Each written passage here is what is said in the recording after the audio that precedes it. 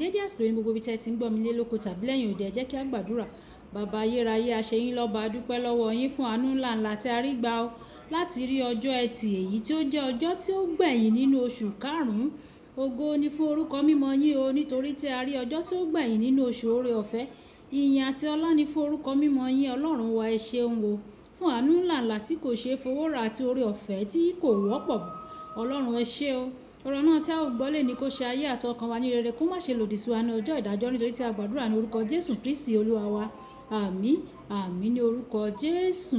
Ìwé ọ̀run ṣíṣí tí a ti ọwọ́ olùṣọ́ àgùntàn Enoch Adeboye kọ ní ọjọ́ ẹtì ọjọ́ 21 oṣù karùn-ún. Àkòrí tí a ó gbéyẹ̀wò sọ pé ọgbọ́n ṣe pàtàkì. Ọgbọ́n ṣe pàtàkì. Àmú àkọ́sórí wa nínú ìwé Jóòbù orí ìkejìdínlọ́gbọ̀n ẹsẹ̀ ìkejìdínlọ́gbọ̀n. Jóòbù orí ìkejìdínlọ́gbọ̀n ẹsẹ̀ ìkejìdínlọ́gbọ̀n.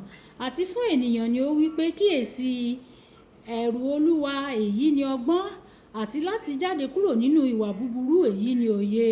Nígbà tí a mú bíbélì kíkà wa nínú ìwé òwe orí ìkẹrin ẹsẹ̀ ìkarùn-ún dé ìkẹsàn-án.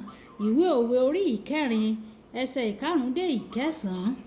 Ní ọgbọ́n, ní òye, má ṣe gbàgbé o. Bẹ́ẹ̀ ni kí ìwọ kí o má ṣe fà sẹ́yìn kúrò ní ọ̀rọ̀ ẹnu mi. Má ṣe kọ̀ ọ́ sílẹ̀, yóò sì mú ọ tọ́. Fẹ́, yóò sì pa ọ́ mọ́. Ìpilẹ̀ṣẹ̀ ọgbọ́n ni láti ní ọgbọ́n, àti pẹ̀lú ìní rẹ̀ gbogbo. Ní òye o, gbé e ga, òun yóò sì máa gbé ọ lékè. Ó mú ọ wá sí ọlá nígbà tí ìwọ bá gbà á mọ́ra. Òun yóò fi ohun ọ̀ṣọ́ dáradára sí ọ ní orí o. Òun yóò fi ọ̀já dáradára fún orí rẹ. Kí Olúwa kí ó bùkún kíkà àti gbígbọ́ ọ̀rọ̀ rẹ̀ wáyé. Ẹ jẹ́ ká tẹ́tí bẹ̀lẹ̀ jẹ́ láti gbọ́ ohun tí olùṣọ́ àgùntàn Enoch Adeboye ní fún wa ní èní ọjọ́ ẹtì. Ọgbọ́n jẹ́ ìṣàmúlò ìmọ̀ lọ́nà tó yẹ o. Nínú ìmọ̀ àti ṣíṣe àmúlò rẹ̀ jẹ́ nǹkan méjì ọ̀tọ̀ọ̀tọ̀. Fún àpẹẹrẹ, tí ènìyàn bá ń wa ọkọ̀ lójú pópó tó sì rí àmì ẹ̀gbẹ́ títì tí ó sọ pé afárá tóóró ló wà níwájú o. Ní kété tí o bá ti rí i, o ti ní ìmọ̀ ẹ̀wẹ̀.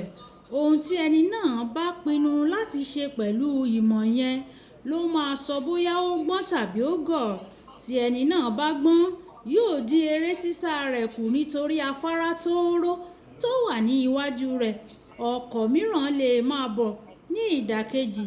Tí ẹni náà bá gọ̀, ó lè túbọ̀ máa wa ọkọ̀ náà kí ó máa sáré ìwọ̀n eré tó ń bá bọ̀, tàbí kó tún fi kún eré ọkọ̀ náà. Ọlọ́run sọ nínú ìwé òwe orí ìkẹrin ẹsẹ̀ ìkeje pé ọgbọ́n jẹ́ ohun tó ṣe kókó. Kókó túmọ̀ sí ohun tó ṣe pàtàkì. Èyí túmọ̀ sí pé Ọlọ́run ní ọgbọ́n. Ọlọ́run ní níní ọgbọ́n tó jẹ́ ohun tó ṣe pàtàkì jùlọ. Bíbélì sọ fún wa pé oríṣiríṣi ọgbọ́n méjì ló wà. Àkọ́kọ́ wà àti ìbẹ̀rù Ọlọ́run. Ìbẹ̀rù Olúwa ní ìpilẹ̀ṣẹ̀ ọgbọ́n. Ìwé orin Dáfídì orí 151 ẹsẹ̀ ìkẹwàá. Ọgbọ́n béèrè níwájú ìbẹ̀rù Olúwa. Ọgbọ́n ti bẹ̀rẹ̀ láti iwájú ìbẹ̀rù Olúwa. Bá a wà ní ààyè rẹ̀.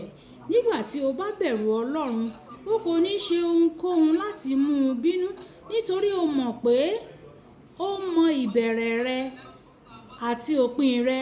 Bíbélì pè é ní iná ajónirun. Ìwé Hébérù orí 12 ẹsẹ̀ 29. Torí náà, ó ní ẹni tó yẹ kí o ṣe. Bákan náà ni o, tí iná ajónirun bá wà ní ìhà rẹ, kò sí ohun ìbẹ̀rù kan fún ọ, nítorí ọ̀rọ̀ Ọlọ́run wípé tí Ọlọ́run bá wà fún wa, kò sí ẹni tó lè kọjú ìjà sí wa. Róòmù orí 9 ẹsẹ̀ 29. Ọgbọ́n máa ń kọ́ni láti bẹ̀rù Ọlọ́run. Torí náà bẹ̀rù rẹ̀ níbikíbi tí o bá lọ àti ní ìgbà gbogbo. Irú ọgbọ́n kejì ni ọgbọ́n ayé yìí. ìwé Kọ́ríńtì kínní orí ìkíní ẹsẹ̀ 20. Ọgbọ́n yìí kì í ṣe láti ọ̀dọ̀ Ọlọ́run o, wèrè sì ni pátápátá o. ìwé Kọ́ríńtì kínní orí ìkíní ẹsẹ̀ 22 títí dé ẹsẹ̀ 25. Ayé yìí kò dá Ọlọ́run mọ̀, àti bẹ́ẹ̀ àwọn ayé jẹ́ ọgbọ́n tó ń dá lórí ìrònú ènìyàn àti àwọn ohun tí ọkàn ènìyàn lè gbé. Pẹ̀lú ọgbọ́n ayé, àwọn nǹkan lè dàbí kò ṣeé ṣe. Ẹ̀wẹ̀, Bíbélì sọ fún wa pé pẹ̀lú Ọlọ́run ohun gbogbo ní ṣíṣe o. Ìwé Mátíù orí 19 ẹsẹ̀ 26. Má ṣe tẹ̀lé ọgbọ́n ayé o, nítorí wèrè ni ọgbọ́n ayé níwájú Ọlọ́run o. Yàn láti bẹ̀rù Ọlọ́run, pa ọ̀rọ̀ rẹ̀ mọ́ o, yóò sì fún ọ ní ọgbọ́n èyí tó ṣe pàtàkì tí o nílò láti ṣe àṣeyọrí ní ayé yìí. Nígbà tí o bá faramọ́ ọgbọ́n Ọlọ́run, a ó bu ọlá fún ọ, a ó sì fi ògo Ọlọ́run dé ọ ládé nínú ohun gbogbo tí o bá ń ṣe. A ó fi ògo Ọlọ́run dé ọ ládé nínú ohun gbogbo tí o bá ń ṣe. Kókó àdúrà: Olúwa, ràn mí lọ́wọ́ láti bẹ̀rù rẹ àti láti gbọ́ràn sí ọ̀rọ̀ rẹ, kódà bí ó bá jẹ́ wèrè sí òye ènìyàn ni. Ràn mí lọ́wọ́. Ẹ jẹ́ sọ pé bàbá mi, Olúwa jọ̀wọ́ ràn mí lọ́wọ́ láti gbọ́rọ̀ sí ọ̀rọ̀ rẹ, kódà nígbà tí ọ̀rọ̀ náà bá fẹ́ dàbí wèrè ní ojú ènìyàn. Ṣùgbọ́n fún mi ní oore ọ̀fẹ́ láti tẹ̀lé ọ̀rọ̀ rẹ, láti ṣe gẹ́gẹ́ bí o ti sọ. Ọlọ́run, ràn mí lọ́wọ́ o, kí n lè máa tẹ̀lé ọ̀rọ̀ rẹ. Mo dúpẹ́ nítorí tí o ti fún mi ní oore ọ̀fẹ́ náà. Ògo ni fún orúkọ rẹ. Mo dúpẹ́ nítorí o sì jẹ́ kí n tún rí ọjọ́ tí ó gbẹ̀yìn nínú oṣù karùn-ún, oṣù oore ọ̀fẹ́. Ògo, ìyìn àti ọlá ni fún orúkọ rẹ o. Nítorí tí a gbàdúrà ní orúkọ Jésù Kristi Olúwa wa. Àmín. Àmín ní orúkọ Jésù. Olúwabùkọ́lá ní orúkọ mi. Ẹ máa bá mi like, ẹ máa bá mi share, kẹ́dẹ̀ máa bá mi comment nípa àká ìwọ̀n ènìyàn kí wọ́n lè jẹ àǹfààní ọ̀run ṣíṣí Yorùbá. Kí Olúwa kó bùkún fún yín. Ìpàdé wa bí oyin ó dàbọ̀.